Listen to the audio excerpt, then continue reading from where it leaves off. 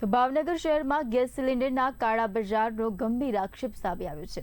ખાનગી ગેસ એજન્સીના delivery boy પર ગ્રાહકની મંજૂરી વગર ગેસ સિલિન્ડરનું બુકિંગ કરી તેને કાળા બજારમાં વેચવાનો આરોપ લાગ્યો છે। તો મહિલાએ સમગ્ર મામલે ગેસ એજન્સીમાં લેખિત ફરિયાદ નોંધાવી તપાસની માંગ ઉઠી છે। મહિલાના આક્ષેપ મુજબ ડિલિવરી બોય માત્ર નફાખોરી માટે તેમની જાણ બહાર ગેસ સિલિન્ડરનું બુકિંગ કરાવ્યું।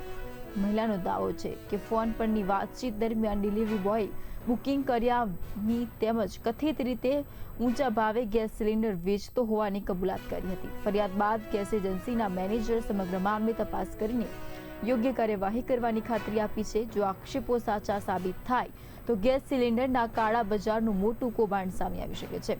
હવે સમગ્ર મામલે પુરવઠા વિભાગ અને ગેસ એજન્સીની કાર્યવાહી પર સૌની નજર છે।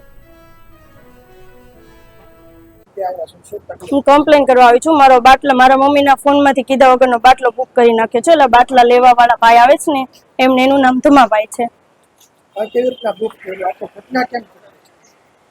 મારા મમ્મીના એડ્રેસમાં મારો બાટલો આવે તો એટલે એ ભાઈને બાટલો દેવા માટે આવ્યા। એટલે મારા મમ્મી એવું કીધું કે મારામાં ઓટીપી નહીં આવે, મારી દીકરીનો છે। તો કે નાના માસી લાવો એમ કરીને ફોન લઈ લીધો પૂછ્યા વગરનો અને બાટલો લખાવીને કે મમ્મીને ખબર નહોતી। પછી જ્યારે મેં મારા મમ્મીનો ફોન ચેક કર્યો ત્યારે એમાંથી કોલ કરેલો હતો ને ઓલરેડી બુકિંગ નંબર આવી ગયો હતો આમાં એમ।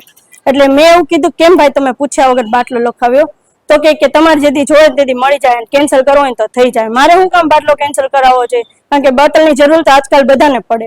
તો મેં એવું કીધું તમારો લક્ષ્ય શું હતો આ પાછળ? મને ખાલી એટલું કહો આ પાછળ તમે શું કહેવા માંગો?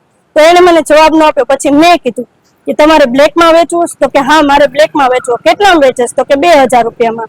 તો મેં કીધું આવો તો કેટલા જોડે કરે? તો કે મેં આવું હજારો લોકો જોડે કર્યું। જે ઘટના બની છે એની પ્રત્યે કોઈ અમને ખ્યાલ નથી કે શું ડિલિવરી મેને કઈ રીતના વર્તન કર્યું કસ્ટમર સાથે, અને અમને ખ્યાલ નથી। બેન આવ્યા, અમે એની કમ્પ્લેન એક્સેપ્ટ કરી છે। કયા ડિલિવરી મેને કીધું એ બેને નામ આપ્યું છે, તો અમને એ વ્યક્તિ સાથે કઈ રીતના એનું વર્તન થયું છે એ અમને ખબર નથી। તમે શું પગલાં લેશો?